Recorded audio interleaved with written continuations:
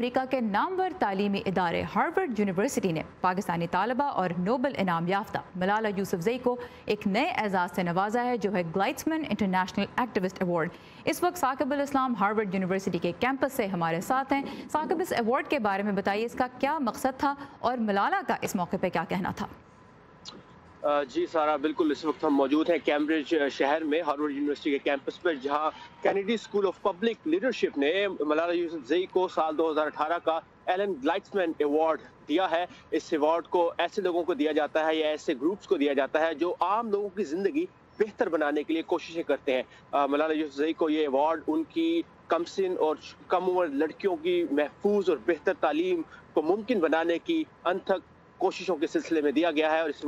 Award کے ساتھ ان کے ملالہ فنڈ کو $1,25,000 کی خطیر رقم بھی دی گئی۔ اور سارا اس ایوارڈ کی جو تقریب ہوئی ہارورڈ کینیڈی اسکول میں، اس میں تقریباً 60 کے قریب امریکی کانگریس مین موجود تھے، اور ان میں زیادہ تعداد ان خواتین کانگریس ویمن کی تھی جو اس سال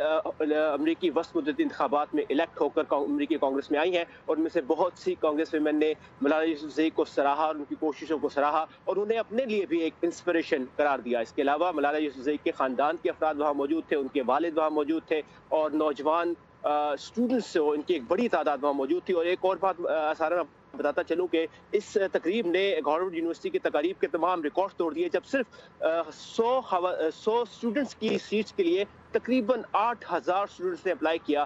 تاکہ وہ ملالہ یوسفزئی کو اپنے سامنے دیکھ سکے اور ان کی باتیں سن سکے۔ ملالہ یوسفزئی کا کیا کہنا تھا، ان کے والد کا کیا کہنا تھا، اور اسٹوڈنٹس کا کیا کہنا تھا، آئیے کچھ باتیں سنتے ہیں ان کی۔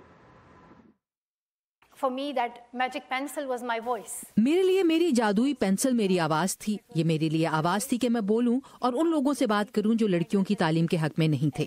اب مجھے محسوس ہوا ہے کہ ہم سب میں اس جادو کو دکھانے کی اہلیت ہوتی ہے، اور ہر ایک میں مختلف طریقوں سے ہے، چاہے وہ ریسرچ کے ذریعے ہو، خطابت کے ذریعے، آرٹس کے ذریعے یا ڈرائنگ کے ذریعے۔ ہم سب میں جو صلاحیتیں موجود ہیں، ہم انہیں استعمال کر سکتے ہیں اپنی خواہش کے مطابق تبدیلی لانے کے لیے۔ تو میں آج دیکھ رہا تھا کہ بے نظیر بھٹو یہاں نہیں ہے، لیکن یہاں کے اس عظیم درسگاہ کے کریڈورز میں، یہاں کے محافل میں ان کی روح گومتی رہتی ہے۔ اور آج ایک گروپ جو تھا ان کا ملالہ کے ساتھ ملاقات ہوا،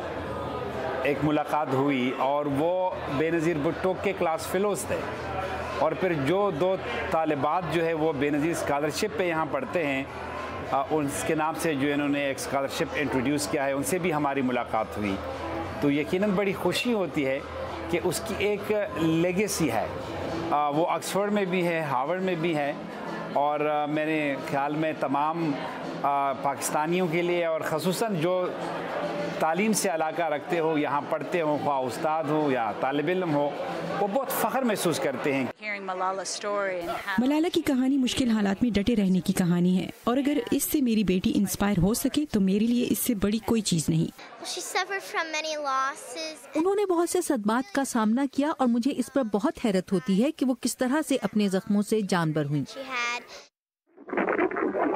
ثاقب، ہم نے وہ انٹرویوز دیکھے جو آپ نے کیے ہارورڈ یونیورسٹی کے کیمپس پہ۔ یہ بتائے کہ ملالہ یوسفزئی نے اپنے فیوچر پلانز کے بارے میں کچھ بتایا، یا ان کے والد کا اس بارے میں کچھ کہنا تھا؟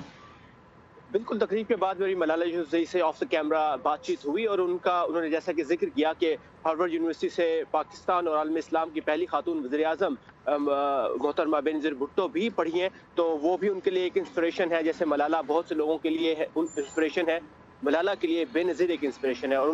میں نے ان سے یہ پوچھا کہ کیا ان کا سیاست میں آنے کا پکا ارادہ ہے، فیوچر کے کیا پلان ہے، تو ان کا اور ان کے والد کا یہی کہنا تھا کہ فی الحال وہ اپنی پڑھائی پہ فوکس کر رہی ہیں، اس کے بعد 8 سے 10 سال پڑھائی کے بعد وہ ملالہ فنڈ کو دیں گی، اس پر کام کریں گی، اس کے بعد سوچیں گی کہ وہ کیا کرنا چاہتی ہیں۔ اور ان کے والد نے کہا کہ ملالہ